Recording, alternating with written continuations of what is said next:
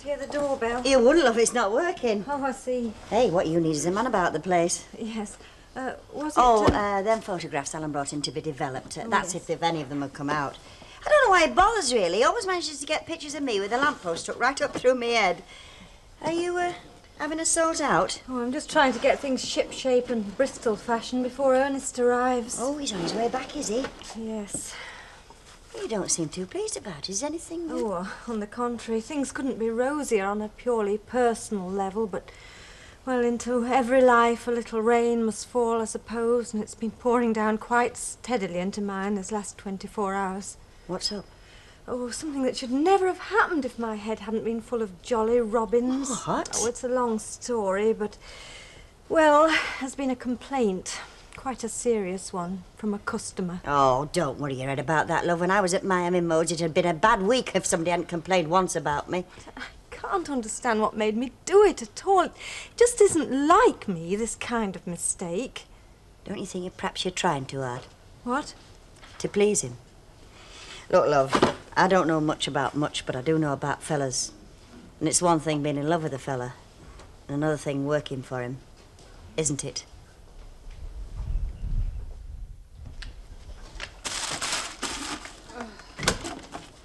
Who's in my briefcase now, Beth? Oh, if you mean the one I've nearly broken my neck over, it's under the table. Oh, thank you. Is it today you're going into town about that thing? Yes, that's right. What was it again? A one-day seminar. My mum used Secarbol. It was very good for that one-day seminar. Have you got time for a cup of coffee? No, thanks, Bet. I got a couple of buses to catch. I didn't tell you, did I, how the fight went on at the Rovers last night? No, you didn't. Oh, it was great, honest. There were a few brisk opening exchanges between Mrs. Walker and Stan Ogden. Oh, yes. And then Smoking Stan came in for the kill and knocked the door off the ladies' toilet. He didn't. He did. What happened then? Nothing, because Ray Langton had floated like a butterfly straight through the back window. England should tremble with lads like Ray Langton around. He wasn't available for comment after, wasn't Ray, but Mrs. Walker had a few choice words. Yeah, I'll bet she did.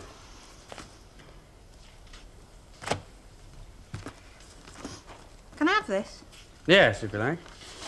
Oh, are you thinking of going to Jamaica for your holiday? I'm just a sucker for travel brochures. Usually gets me just after Christmas when all the travel ads are on the telly.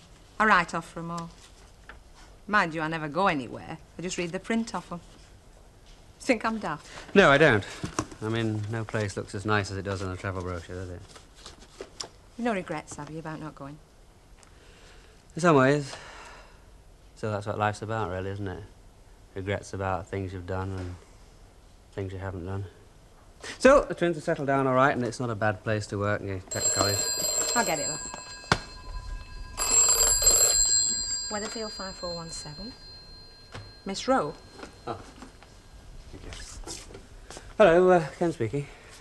Oh, hello. Yes, I am, as a matter of fact. No, no, I didn't. Well, if you're sure, but isn't it too far out of your way to come round here? Great. All right, but I can catch a bus if it's too much trouble. Good. All right.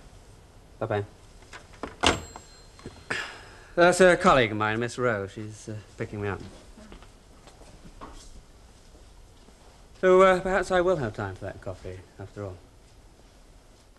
Tell me lazy, tell me slow, tell me I'm crazy, baby I know.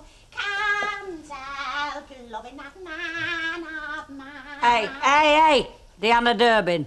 What? Have they been for him yet, then? What? In that little black van with bars at the window. Listen, nobody's got no comebacks against my Stan about what happened last night. Mrs. Walker doesn't agree. He only did what any red-blooded Englishman would have done after being extremely prevaricated. Any road, the lesson will have gone home to one or two clever clogs round here after last night's little exposition. Do you mean me, Minnie Caldwell, or Mrs. Toff that goes into our Maggie's shop? They'll know, the ones, I mean. Langton can think himself lucky my Stan never laid hands on him. That's what he told you, is that he never touched him. That's right, cornered him up in Len's yard, but he let him off with a warning this time. You believed him? Of course I believed him. Yeah, of course you would, yeah. Never having had any sort of direct experience with the workings of a criminal mind. What criminal mind? Well, they all say that at first. Oh, I never touched him, Your Honour. Till they trip one of themselves up, you know, under cross-questioning. Here, has Langton put out a summons against my Stan or something? You might wish you had before the day's out. How do you mean? Oh, don't ask me, love. I mean, I only work here. But there are at least 6 witnesses that heard your stand last night, threatening what he was going to do to Ray Langton. And I mean, you said yourself that you cornered him down in the yard. Well, young Ray Langton's never been seen or heard of since. Oh. Well, if he is down the yard, he's not answering his telephone. Tried the house again? Yeah, 5 minutes since. It's quiet as a grave, if you'll pardon the expression. Don't regard this as a laughing matter, Billy. No, of course not. I mean, for all we know, Ray Langton may be lying around somewhere breathing his last. Yes, well, it's not the state of his health I'm concerned with. It's the state of that door in there. And I blame Ray Langton just as much as Stan Ogden for the condition it's in. Look, I'll nip down the yard and I'll give him a knock at his house on the way, all right? But he could be just sleeping it off. Thank you. Oh, hello, Chuck. I'm just going for a little errand for Mrs. Walker. Eh? Stanley, talk of the devil. You are? Here, tell me something. Ray Langton, you were after him last night. Ah? You got him, didn't you? I down at the yard, yeah. You gave him what for, eh? No, lucky devil. What do you mean? He'd done his arm into the stomach through getting through that flipping window. You got away with it, anyway. Oh. I couldn't, could I? No, of course not. See you, Stan. Give us a pint of bitter, love, will you? First customer of the day, yeah? Thank you, Elizabeth. I will deal with this. Oh, hello, Mrs. Walker. Can I have a pint of bitter, please? I heard what you said, Mr. Ogden. You obviously didn't hear what I said in this public house last night. What was that? What I said was that you would not, repeat, not be served with intoxicating liquors in this house as long as my name is over that door. Oh, I heard you say it, but I thought you were a bit, hysterical with the fight, like. Yes, well, I'm not in the habit of being hysterical, Mr. Ogden, least of all in front of people like you. But you can't ban me. This is me local. I always took it. I always have so. Yes, and that is my geographical misfortune, Mr. Ogden. I said I wouldn't serve you, and that is precisely what I meant. But me muckers come here. Yes, well, you should have thought of that last night, shouldn't you, before you battered my doors down? Huh?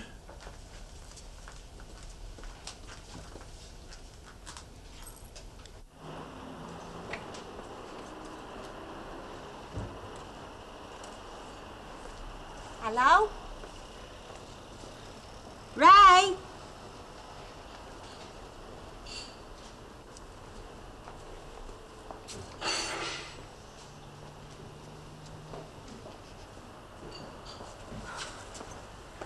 Ray?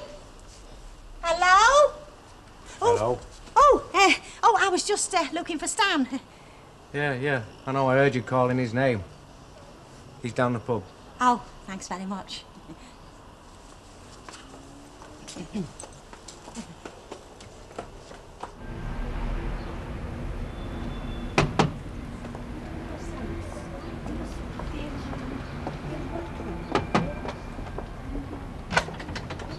Yeah?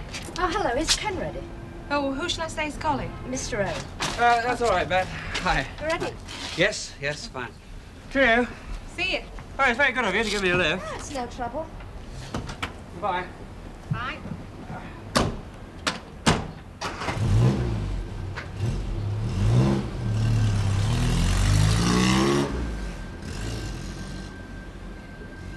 Everything satisfactory, Mrs. Hart? Marvellous. But not as satisfactory as everything you had on, what's his name, SS What's-Its thing. Oh, well, when in Rome, Mrs. Hart. Tell me, is it true what they say about the Parthenon by moonlight? Or is it just an ugly rumour put about by travel agents? Well, I think one can safely say that Greece really lived up to one's expectations, dear. Excuse me. Can one become... There you are, Mrs. Caldwell.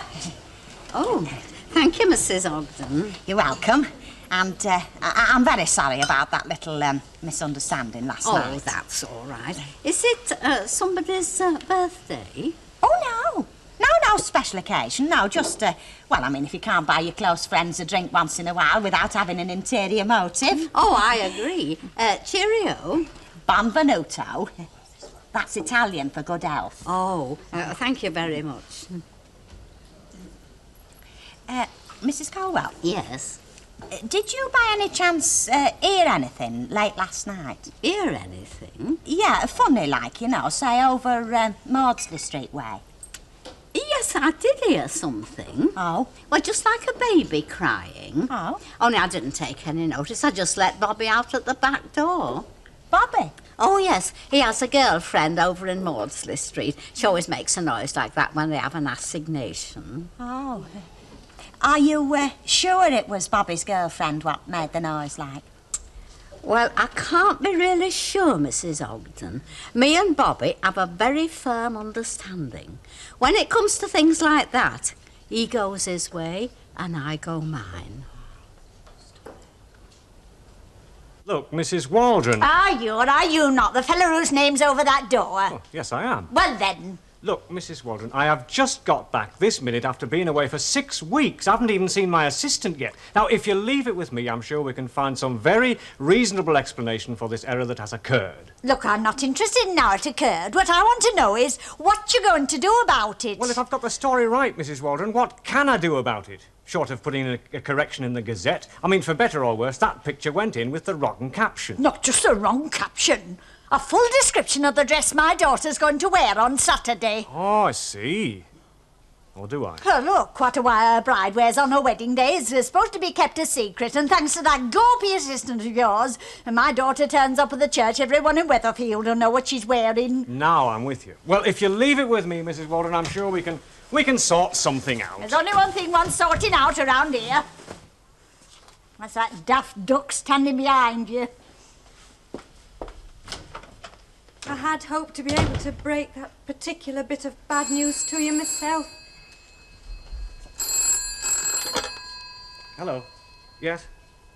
Oh, yes. Put him on. Editor of the Gazette wants a word with me.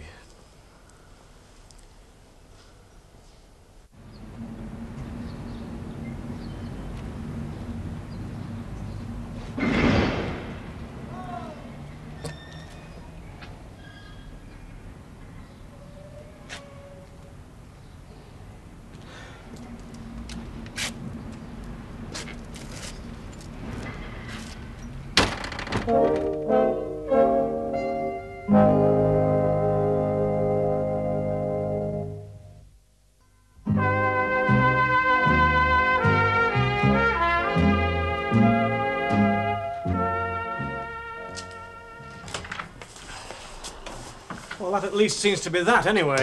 You've managed to pacify Mrs. Waldron, then? Bought her silence with blood would be a more accurate description, I think. Oh. After haggling for about an hour, we finally reached some sort of agreement. I agree to provide her precious Florence with free pictures and a new wedding dress, and she agrees to forget the whole thing.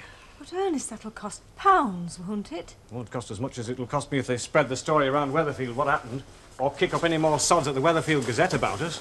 You saw the editor, I suppose? Yeah. What did he say? Well, he wasn't best pleased. I mean, what editor would be? But he's an old friend of mine, is Ralph, and they put it in the correction, so that is the end of the matter. Oh, they're not terminating the arrangement with us, then? Oh, not at all, no. I mean, they've had to take some part of the responsibility for what happened themselves. I mean, it should have been obvious to a blind man that the story on the form of the wedding didn't correspond with the pictures. Oh, it really was quite criminally negligent of me to send the wrong ones in. Well, we'll just have to see it doesn't happen again, won't we? That's just the trouble, though, isn't it, Ernest? What? I mean, there's no guarantee that it won't happen again, is there? Under the present circumstances, anyway.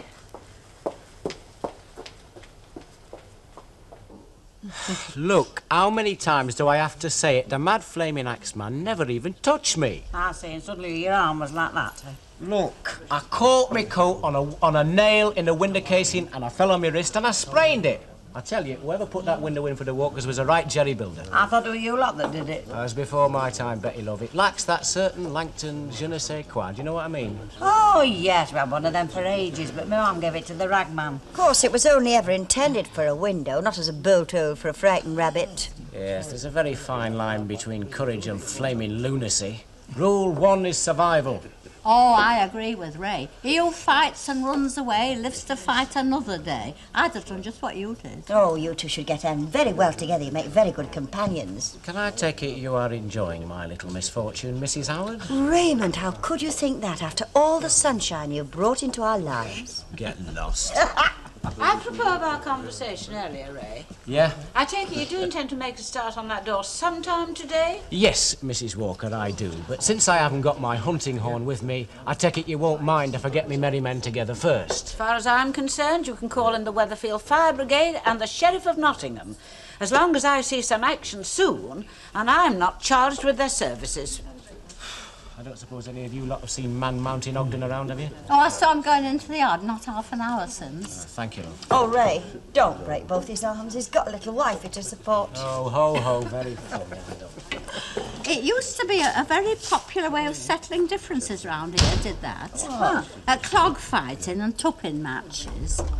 I thought we were to be deprived of your services at lunchtimes from now on. Well, that's what I've come to see about, Mrs. Walker. Oh? Only Ken's made arrangements for the twins to go back to school dinners again. So if you need any extra help at dinner time, I'm available. Good. Well, can you come tomorrow? Sure. Hey, you never told me. What? How you went on that fabulous holiday. No, you never told me either. How did you go on? Well, I think one can say, ladies, that it was a remarkable experience. Yes, quite remarkable, really.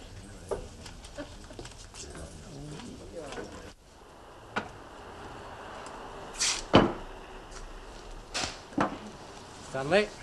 Oh, no. Oh, no, please, don't get up. Glad to see you've been keeping the wheels of our little industry turning while I've been up the hospital. Pleasure. Worried about me, were you? Not especially, no.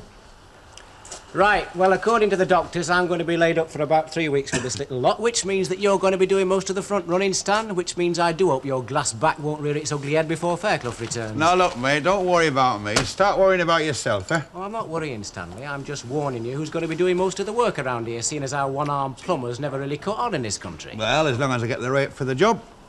What rate? I said the rate for the job. I'm doing more work. I want more in my pay packet on Friday, don't I?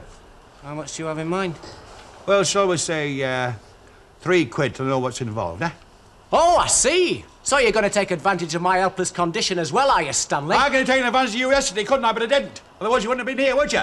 And don't forget this. That arm won't be in this thing all the time. And I haven't forgotten what you did to me, and I won't. Ah, well, there's no sense in starting off on an acrimonious note, Stanley. I reckon we can run to £3. Right. Right, now go down the Rovers and make a start on that door you knocked off his hinges. Mrs. Walker's playing steam about it. Well, that's a bit tricky, you know. Oh? Well, you see, on account of me being banned, you know. Well, so was I, Stanley. Until I told Mrs. Walker we put it back on for naught. So play your cards right there and you can get yourself unbanned, can't you? Oh, yeah. Yes, and one more thing, Stanley. What? You do realise as you was the one that knocked the door off in the first place, you are expected to share the costs of putting it back up. You what?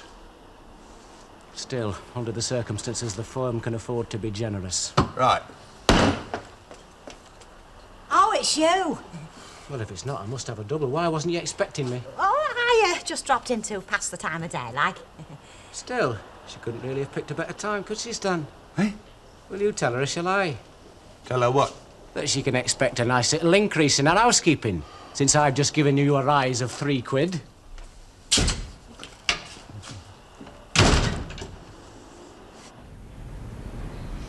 It's a nice cosy street, anyway. Not for long. That's a mail order warehouse they're building over there. Oh, is that where your wife? Yes. Yes, it was.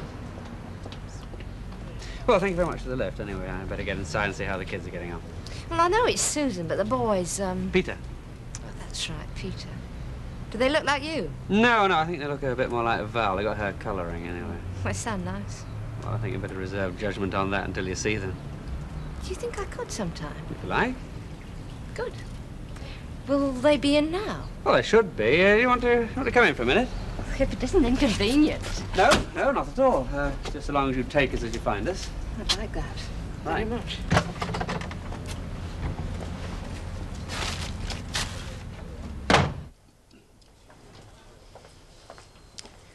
Ernest, Yes, Emily.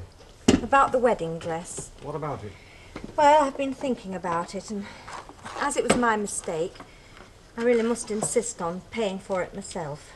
Definitely not. Ernest, I insist that I do. And I refuse to let you. I'd feel very bad about it if you didn't. How do you think I'd feel if I did? Look, Emily, I mean, surely this discussion is rather academic when you come to think about it. I mean, I know we're not officially engaged or anything like that yet, but Well, one has hopes that we'll be pooling our resources one day.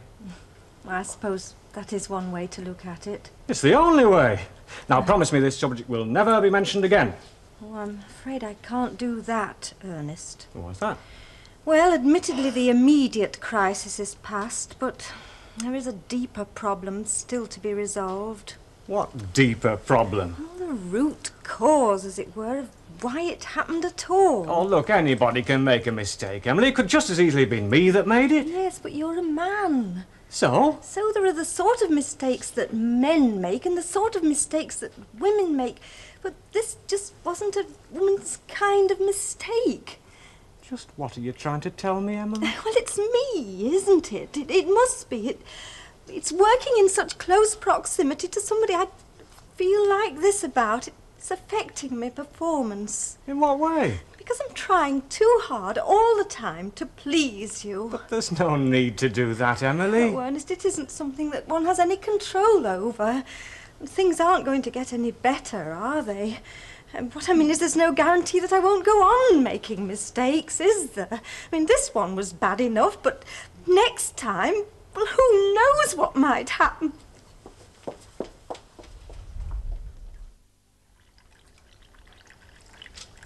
Do you read a lot? No, not anymore. I seem to have lost the habit. I got lazy-minded. I love books. Yes, me too, but I just don't see how I to finish them. Oh, should I anyway. do that? No, that's all right. Sugar? No, thanks. Woman, thy name is Vanity. Thanks. All right. Well, you seem to have had a lot with the kids. I think Bet must have taken them around to chat with somebody, taken around to her digs. Bet? Yes, the girl who looks after them. She works in the pub. I told you about her. Oh, yes. Do they like her? Oh, very much indeed, yeah. It's not a perfect arrangement, but it'll do until something more permanent comes along. Quite. Yes? Come about the door, you know, Ray. Yes, well, Ray Langton told me to expect you 3 hours ago. Oh, I got held up, love, you know, what pressure of business like. But I'm here now, in my own time, especially for your benefit. Really? Yeah. Well, look, one thing before we start. Yes? Well, there's this ban, you know. It's humiliating working in a place knowing you can't stop, innit? You wouldn't by any chance be wanting to twist my arm, would you, Mr. Ogden? Oh, you wouldn't do that, would you, Stanley? Oh, no. I mean, supposing some muckers come in, like, and ask me to have a drink. Where do I stand? Come on, Mum. I mean, he does deserve it, at least for his cheek. Anyway, just think how the takings will go down if 12-gallon Oggy here takes all his custom somewhere else. Yes, well, it isn't the fiscal situation that concerns me. It's the way certain people lower the tone of a place just by being in it. Well, it won't happen again, Mrs. Walker, I promise you. I must have had a sort of brainstorm, you know. That, Mr. Ogden, is a physical impossibility. Right, Stan. Half now, and the other half when you've got the engines back on that door, okay? You're on. Hey, what's this? I sent you out on that job 3 hours ago. So I got held up, didn't I? Held up? It's the only job on your card. So I got held up. I'm back here in my own time. Any more questions?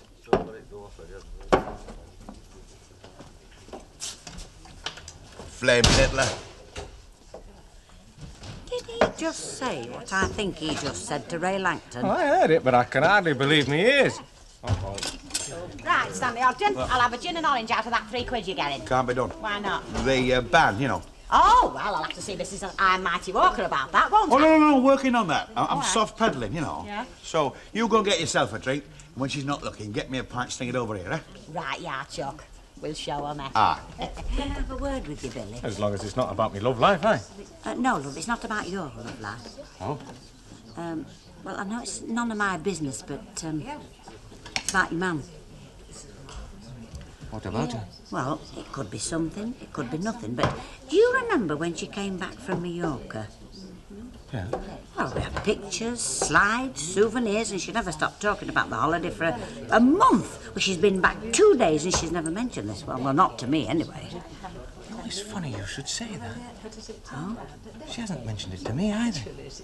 I wonder why. So do I. You know, I think something must have happened on board that boat. And I suppose it's going to be left up to Muggins here, as usual, to find out just what.